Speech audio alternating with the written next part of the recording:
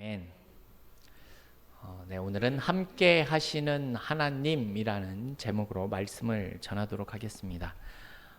우리는 지난 시간에 이 요셉의 시험으로 인해서 그 시험에 대해서 책임을 지려고 하는 유다의 모습을 살펴보았습니다.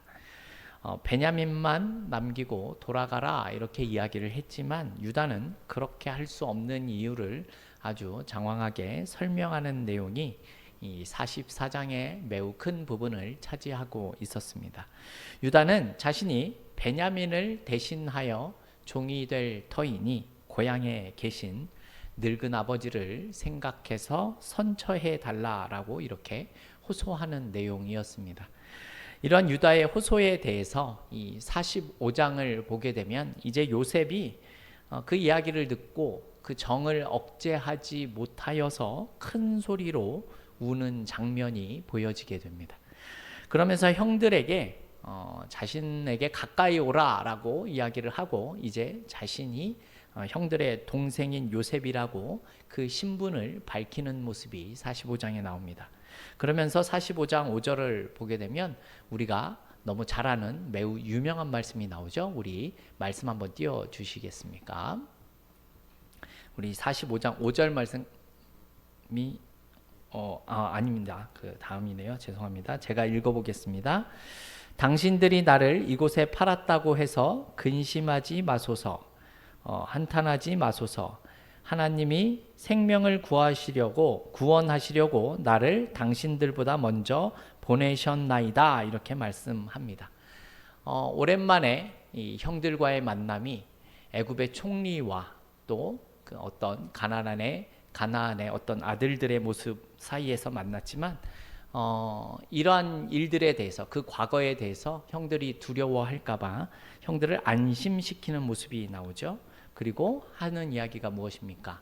하나님께서 나를 이곳으로 먼저 보내셔서 애굽 온 땅에 치리자로 삼으셨고 그래서 야곱과 모든 식구들을 애굽의 고생 땅으로 이주하게 만들겠다 이렇게 말하는 내용입니다. 그리고서 오늘 본문인 46장의 내용이 등장을 하게 됩니다. 창세기에서 요즘은 이 요셉의 생애를 좀 살펴보고 있는데요. 이제 요셉이 총리가 되고 난 이후에는 그 주인공이 요셉의 모습에서 이제 형들과 그 가족에게로 조금 더 넓게 펼쳐지고 있는 모습이 보여지고 있습니다. 그래서 이제는 야곱의 가정이 성장을 해서 이스라엘이라는 나라가 세워지게 되는 그 시작점이 나타나고 있는데요. 오늘 그 내용에 대한 본문의 내용들을 우리가 살펴보도록 하겠습니다. 오늘 본문 1절의 내용을 보게 되면요. 무슨 내용이 나와 있냐면 요셉이 살아있다라는 소식을 들은 야곱이 자신의 모든 소유를 이끌고 길을 떠나는 장면이 나옵니다. 아마도 야곱은 그동안 살고 있었던 헤브론에서 출발을 했을 겁니다. 그리고 대략 40km 정도 떨어진 브엘세바라는 곳에 도착을 합니다. 브엘세바는 어떤 곳인가 하면 가나안 땅의 경계입니다. 그래서 이 경계를 지나면 가나안을 벗어나게 되는 것이죠. 야곱은 그동안 이 죽은 줄로만 알았었던 요셉을 만나러 기쁜 마음으로 집을 떠나 나왔습니다. 하지만 한편으로는 하나님이 약속해 주신 이 가나안 땅을 지금 떠나야 하는 상황이 된 것입니다. 모든 소유를 가지고 나왔기 때문에 이제 다시는 내 살아생전에 이곳으로 돌아올 수 없다라는 사실을 야곱은 알고 있었을 겁니다. 그런 야곱의 마음이 어떠했겠습니까? 매우 복잡하지 않았을까라는 생각이 들었습니다. 옛적에 과거에도 이렇게 고향을 떠났었던 적이 있었죠. 언제입니까? 바로 형인 에서를 피해서 이 땅을 떠날 수밖에 없었던 그런 상황이 있었었죠. 그 내용에 대해서 우리 창세기 28장 15절을 보면 이렇게 말씀하고 있습니다. 우리 말씀 한번 보여주시겠습니까? 우리 한 목소리로 읽어보겠습니다. 내가 너와 함께 있어 내가 어디로 가든지 너를 지키며 너를 이끌어 이 땅으로 돌아오게 할지라. 내가 내게 허락한 것을 다 이루기까지 너를 떠나지 아니하리라 하신지라. 아멘. 형 때문에 죽을 뻔했기 때문에 어쩔 수 없이 이 고향을 떠나는 이 야곱에게 하나님께서 나타나셔서 약속해 주시는 그런 내용이었었습니다. 그런데 야곱은 지금 하나님이 약속하신 이 땅을 떠나려고 지금 하고 있다라는 겁니다. 게다가 지금 야곱은 사랑하는 아들인 요셉을 생각하면 이 다른 것은 눈에 보이지 않고 무작정 기쁨만 가지고 그곳을 향해서 달려갈 만한 그런 나이가 아닙니다. 이런 마음이 있었을 것이죠. 이렇게 하나님께서 약속을 지키신 그 땅을 이렇게 떠나는 것이 정말로 괜찮은 것일까라는 그런 두려움이 있었을 것이고, 이 땅을 삶의 터전을 떠나는 것에 대한 불안감도 있었을 겁니다. 그때에 야곱은 가던 길을 멈추고 이 땅을 떠나기 전에 브엘세바에서 하나님께 예배하는 그런 장면이 나오게 됩니다. 창세기의 저자가 오늘 본문 1절에서 하나님을 언급하게 되는데 어떻게 표현을 하냐면 그의 아버지 이삭의 하나님이라고 이렇게 고백을 하는 장면이 나옵니다.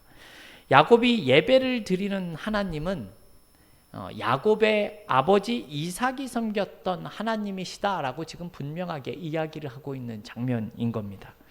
하나님을 이삭의 하나님이라고 언급하는 것과 이 예배 드리는 장소가 브엘세바라는 것이 무슨 뜻이겠습니까? 야곱이 섬기는 하나님과 그의 조상의 하나님이 동일한 하나님이시다라는 사실을 지금 고백하는 모습인 겁니다. 21장을 보게 되면 할아버지인 아브라함도 이곳 브엘세바에서 예배를 드렸었습니다. 그리고 창세기 26장에서 아버지 이삭이 하나님을 예배하는 모습이 나왔었습니다. 야곱은 하나님의 그 약속해 주신 그 땅을 떠나기 전에 자신의 할아버지와 아버지가 예배했었던 그 장소에서 지금 예배를 드리고 있다라는 것이죠. 야곱이 섬기고 있는 하나님이 그 조상들이 섬겼었던 그 동일한 하나님, 그 약속의 하나님이시다라는 사실을 다시 한번 확인하고 있는 그런 모습이다라는 겁니다.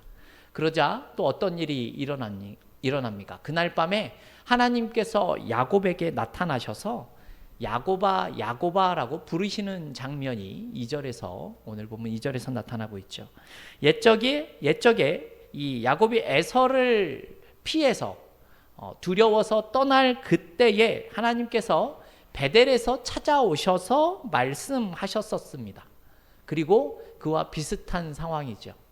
다시 고향을 떠나는 그 약속의 땅을 떠나는 야곱에게 불안감과 이 그런 안정감이 떨어지는 그 야곱에게 지금 하나님이 또다시 찾아오셔서 말씀하고 있는 모습이 보여지고 있다라는 겁니다. 그리고 이렇게 말씀을 하고 계십니다. 우리 오늘 본문 3절과 4절 말씀 같이 한번 읽어보겠습니다. 3절과 4절입니다. 하나님이 이르시되 나는 하나님이라 내 아버지의 하나님이니 애굽으로 내려가기를 두려워하지 말라. 내가 거기서 너로 큰 민족을 이루게 하리라.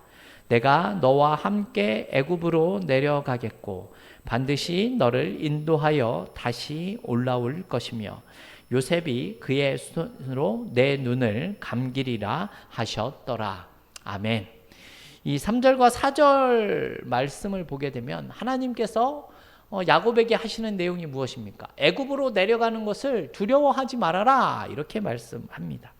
왜 두려워할 필요가 없는지에 대해서 세 가지 내용을 이야기를 하고 계시는데 잠시 살펴보겠습니다. 첫 번째로 두려워하지 말아야 할 이유가 무엇인가 하면요, 이것이 모두 다 하나님께서 계획하신 일이었기 때문이다라는 겁니다. 3절을 보게 되면 내가 거기서 너로 큰 민족을 이루게 하리라 이렇게 말씀하십니다. 네, 하나님이 하신 말씀이죠. 하나님은 아브라함 때부터 약속하셨던 그 내용이 지금 그것을 애굽에서 이루고자 하신다라는 사실을 우리가 알 수 있는 내용입니다. 야곱이 그래서 애굽에 내려가는 일은 하나님께서 계획하신 일의 일부이기 때문에 그것에 대해서 두려워할 필요가 전혀 없다, 이렇게 말씀하고 있는 겁니다. 또 두 번째는 하나님이 그와 함께 하시기 때문에 그렇습니다. 4절을 보게 되면 내가 너와 함께 애굽으로 내려가겠고 라고 이렇게 말씀하십니다. 야곱과 그의 가족들만 내려보내는 것이 아니라 하나님이 그들과 동행하시겠다, 이렇게 지금 말씀하고 있다는 것입니다. 여러분, 하나님이 동행하시는데 두려워할 것이 있겠습니까? 그렇죠? 세 번째, 야곱은 이 땅으로 평안히 돌아오게 될 것이다 라고 난 내용인데요. 4절을 또 보게 되면 반드시 너를 인도하여 다시 올라올 것이며 요셉이 그의 손으로 내 눈을 감기리라, 이렇게 말씀하는 내용입니다.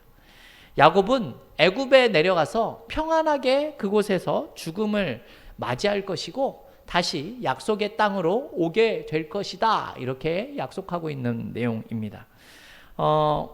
야곱은 지금 하나님이 말씀하신 땅을 떠나야 하기 때문에 그것에 대해서 두려워하는 마음이 있었지만 하나님은 이미 야곱의 그의 삶을 해피엔딩으로 끝나게 하실 것이다라는 계획을 미리 말씀해주고 있다라는 것입니다. 그래서 야곱은 두려워할 필요가 없다라는 것이죠. 훗날 야곱이 말씀하신 대로 이 가나안의 막벨라 굴에서 장사를 지내게 됩니다. 근데 이 막벨라 굴에는 어떠한 사람이 장사 지냈는 줄 아십니까? 아브라함이 그곳에 있었고, 이삭이 그곳에 있었고, 리브가가 그곳에 있었고, 야곱이 그곳에 있었고, 그의 아내 레아가 있었고, 그의 아들인 요셉이 죽은 이후에 다시 그곳에 오게 된다라는 겁니다. 저세움교회 성도 여러분, 오늘 본문의 모습을 보면서 여러분, 우리가 생각할 수 있는 내용이 무엇이겠습니까? 여러분, 하나님께서는요, 자신이 계획하신 일들을 이루시고 그 일을 이루시기 위해서 우리와 함께 하시고 하나님께서 끝까지 그 일을 마무리해 주시는 하나님이시다라는 사실을 우리가 기억해야 한다는 겁니다. 그래서 하나님께서 두려워하지 말아라, 이렇게 말씀하고 있는 내용이죠. 물론 하나님이 우리와 함께 하시면서 그 계획을 이루어 가실 때에 우리의 생각보다 어려운 일들이 있고 고통스러운 일들도 있을 겁니다. 그런데 때때로 하나님께서 그런 힘든 일들을 우리에게 허락하시는 때가 있다는 겁니다. 하지만 우리가 생각해야 할 것이 무엇입니까? 하나님은 그러한 때에도 친히 우리와 함께하여 주시는 분이시고 우리의 삶의 형편을 살피셔서 역사하시는 분이시다라는 사실을 우리가 알고 있어야 하는 겁니다. 여러분, 내 생각과 내 계획대로 되지 않는다고 하더라도 그 일을 이루실 수 있는 하나님이 계시다는 사실을 기억하는 우리들이 되었으면 합니다. 이렇게 야곱은 하나님께 예배를 드리고 하나님은 그에게 나타나셔서 애굽에 내려가는 일을 승인하시게 됩니다. 이렇게 여러분, 이스라엘이라는 나라가 이제 시작이 되는 겁니다. 그냥 갑자기 어느 누가 자연적으로 그곳에 살다 보니까 생겨난 나라가 이스라엘이 아니다라는 겁니다. 이 나라는 하나님께서 처음부터 계획하셨고 하나님의 뜻에 따라 각 사람들에게, 아브라함과 이삭과 야곱에게, 또한 요셉에게 약속하신 것을 아주 신실하게 지켜온 결과로서 존재할 수 있었다라는 사실을 말씀하고 있는 겁니다. 야곱은 이렇게 하나님의 허락하심과 인도하심 가운데 애굽으로 내려가게 되는 겁니다. 우리가 살펴보는 이 본문 뒤에 이 내용들을 보게 되면 이 이스라엘이라는 나라를 시작하는 이 사람들의 이름들이 등장을 하고 있습니다. 애굽으로 내려가는 자손들을 기록한 것이지요. 그 순서를 보게 되면 레아의 자녀들과 실바의 자녀들과 또 라헬의 자녀들과 빌하의 자녀들로 기록되어져 있습니다. 야곱이 형을 피해서 집을 떠나 외삼촌의 집에 갈 때만 해도 야곱은 혼자였습니다. 그렇죠? 그런데 지금 엄청난 대가족이 된 겁니다. 그럼 그의 가족이 모두 몇 명입니까? 우리가 잘 알다시피 27절에 나온 말씀을 보게 되면 70명이다라는 것을 알 수 있습니다. 물론 여기 나오는 70명이라는 숫자는 사실은 야곱의 가족 전부를 말하는 것은 아닙니다. 성경에서 이 70이라는 숫자를 중요하게 여기기 때문에 사실 70이라는 숫자에 맞춘 그런 숫자입니다.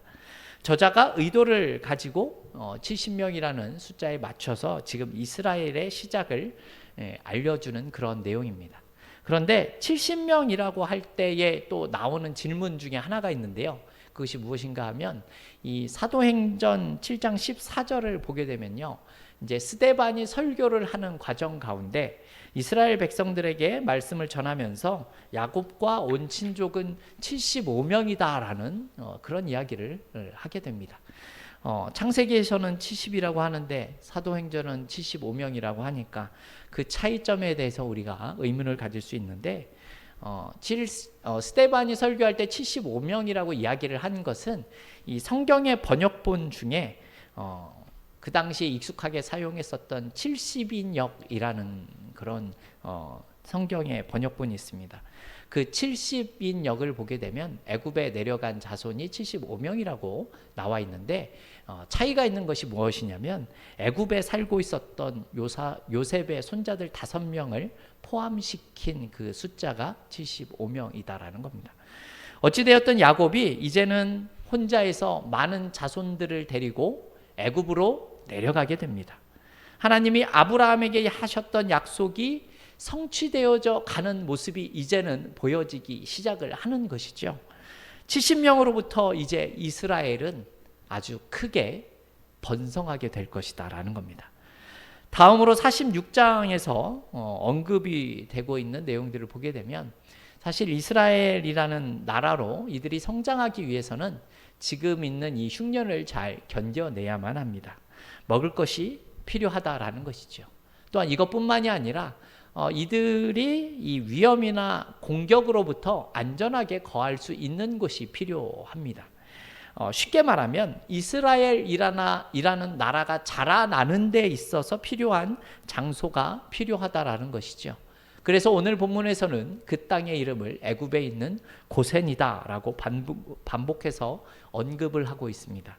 야곱은 애굽으로 내려가면서 사실 유다를 미리 보내게 됩니다. 미리 보내는 이유는 앞서 길을 인도하는 길잡이 역할을 하게끔 시킨 것이지요. 그래서 무사히 야곱의 이 가족들도 고센에 도착을 하게 되고 요셉도 야곱을 맞으러 고센으로 가게 됩니다. 이렇게 해서 대략 한 23년 만에 요셉과 아버지의 재회가 이루어지게 됩니다. 요셉은 아버지를 만나 서로 끼안고 부둥켜 안고 울기 시작했고 요셉에게 야곱은 30절을 보게 되면 내가 지금까지 살아있고 네 얼굴을 보게 되었으니 나는 이제 죽어도 여한이 없다. 죽어도 족하다. 이런 이야기까지 하게 됩니다. 20년이 넘도록 죽은 줄 알았었던 아들이 다시 살아서 돌아오게 되었다라면 그리고 그 아들이 특별히 자신이 더 사랑했었던 아들이었다면 여러분 그 아들을 만나는 기쁨이 그 마음이 어떠했겠습니까? 이제는 요셉이 살아있다라는 사실에 안식할 수가 있습니다. 그래서 평안히 죽을 수도 있다라고 이렇게 고백을 하는 모습이 나오는 겁니다. 그래서 그 이후에 요셉은 형들과 아버지에게 바로를 만났을 때에 말해야 하는 내용들에 대해서 미리 알려주게 됩니다. 자신들은 목축을 직업으로 하는 사람이다라는 사실을 말하라고 시키게 됩니다.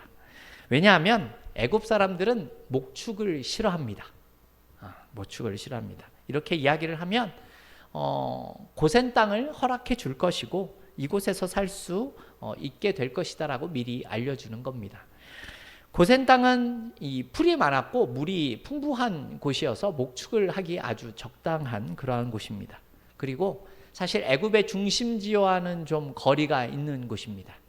이 말은 특정한 간섭이나 제한을 받지 않아도 되는 지역이다라는 뜻입니다. 뿐만 아니라 형제들이 이렇게 자신들을 목축하는 사람이다라고 이야기를 하는 것은 어떠한 또 의미가 있냐면 애굽의 사회와 이들을 조금 분리시킬 수 있는 모습을 알 수 있게 만들어준다라는 겁니다. 이게 무슨 뜻입니까? 이 야곱의 가족들은 애굽에 와서 어떤 정치적인 영향력이나 야망이 있다라는 사실을 그런 사실이 없다라는 것을 지금 보여주는 행위라는 겁니다. 야곱의 가족들은 그냥 기근을 피하기 위해서 이곳에 온 것이지 직업을 바꾸고 애굽에서 한 자리 해보겠다라는 출세의 욕망을 가지고 온 것이 아니다라는 겁니다.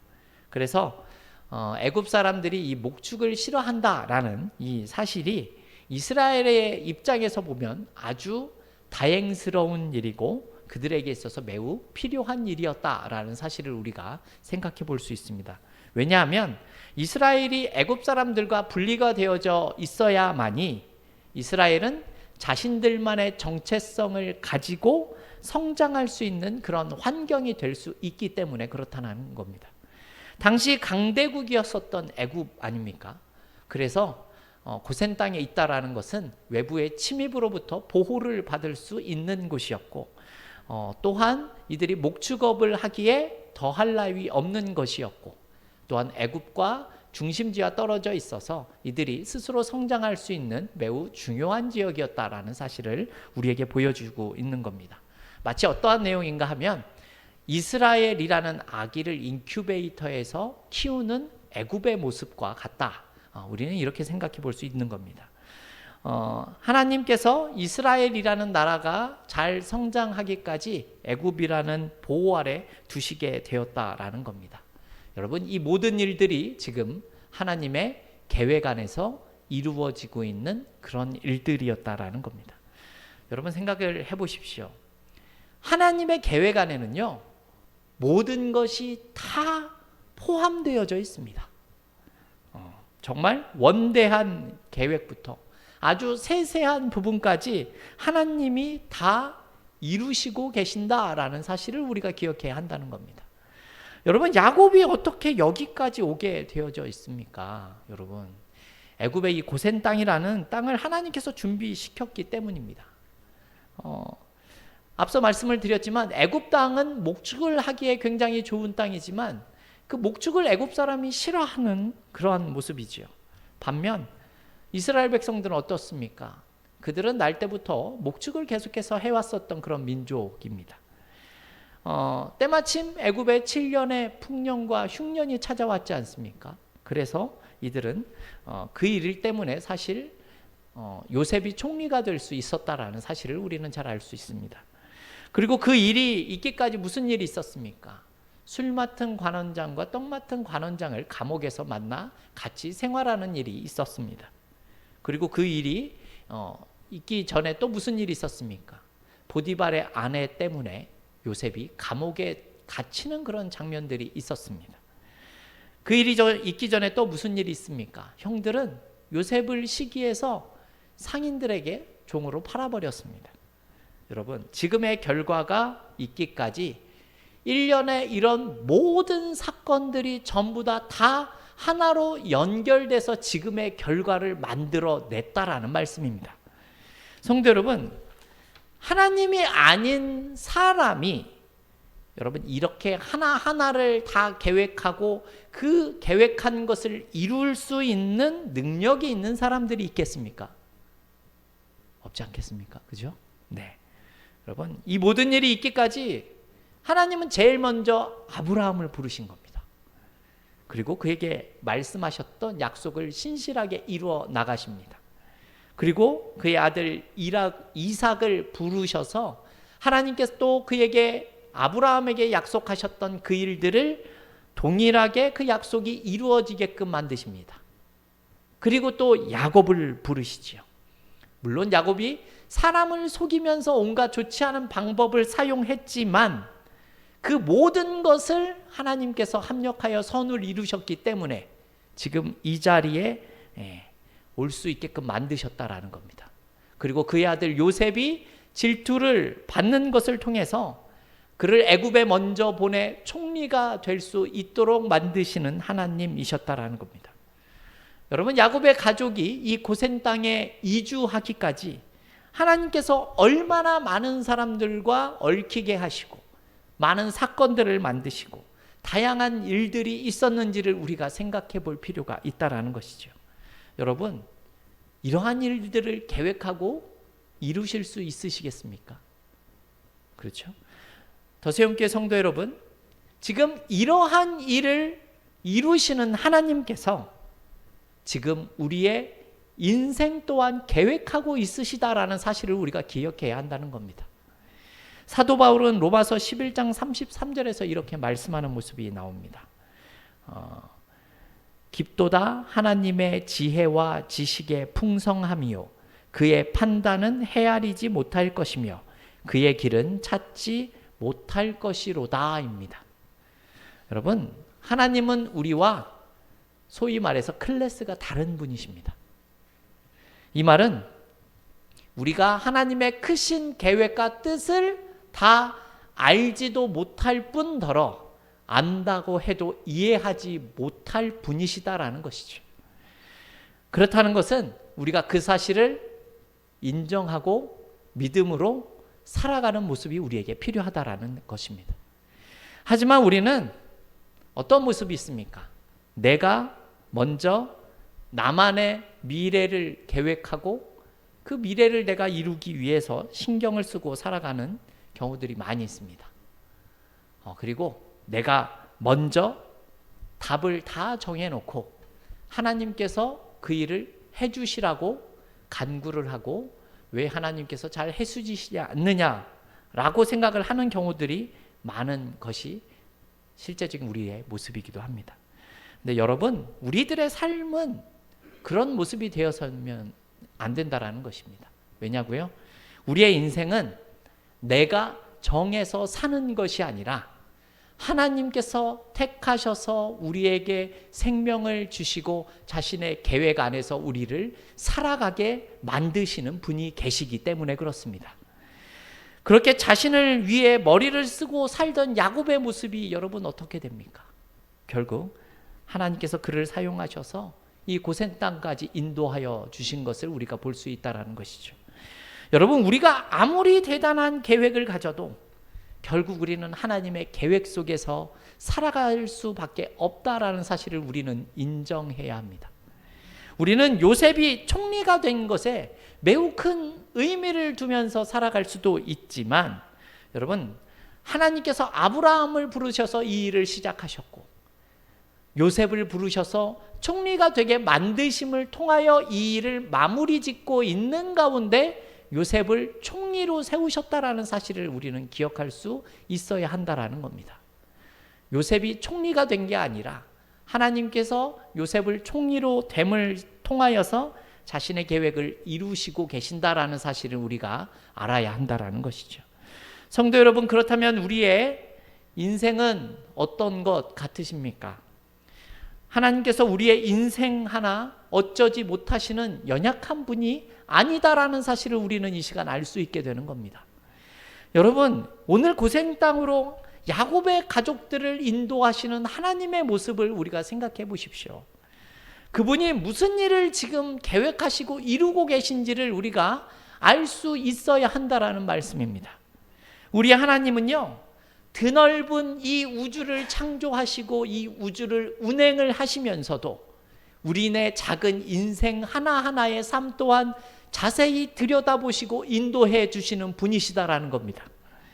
하나님은 정말 놀랍게도 큰 계획을 가지고 그 크신 일들을 이루시는 분이시기도 하지만 반대로 우리네 이 작은 인생의 그 섬세한 부분까지도 하나님께서 우리를 붙드시고 인도하고 계신다라는 사실을 우리가 기억해 본다면, 여러분, 그 크신 하나님 앞에 작은 우리의 삶의 모습을 바라보면서 하나님의 놀라우신 모습들을 우리가 늘 생각하며 살아갈 수 있어야 한다라는 것입니다.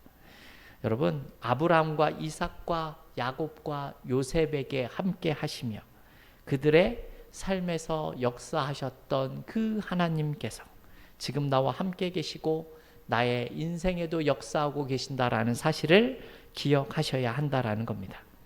때로는 이 하나님의 역사하심이 눈에 잘 보이지 않을 때가 있고 하나님을 신뢰하며 사는 게 손해보는 것처럼 여겨질 때도 있고 더 어려운 일만 생기는 것 같고 더 좋지 않은 일 속에 우리가 빠져드는 것 같지만 그래서 우리가 다른 것에 마음을 빼앗기기도 하고 그냥 기다리기보다 포기하고 싶은 마음이 들 때도 있기도 하지만 여러분 그러한 때에도 여전히 하나님은 우리와 함께 계시고 그러한 때에도 하나님은 역사하고 계셔서 결국 하나님은 그 약속을 성취하시는 분이시다라는 사실을 우리는 다시 한번 기억할 필요가 있는 겁니다.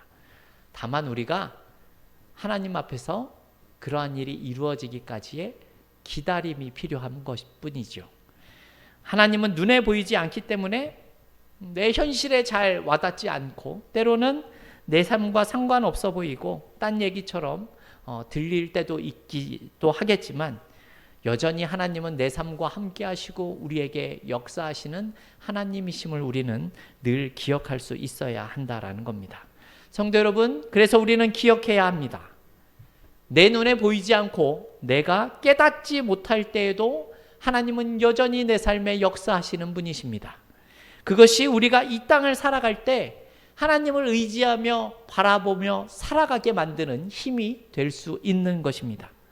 여러분 두려워하고 있는 야곱에게 찾아오셔서 야곱아 야곱아라고 부르셨던 그 하나님께서 두려워하지 말라라고 위로하시면서 내가 너와 동행하겠다라고 말씀하신 그 하나님이 지금 우리와 함께 계시고 계신다라는 사실입니다. 여러분 우리의 인생을 통하여서 그 하나님을 신뢰하며 한 걸음 한 걸음 그 인도하심에 내 삶을 맡기며 살아갈 수 있는 우리 더세움교회 모든 성도들이 다 될 수 있기를 주님의 이름으로 축원합니다.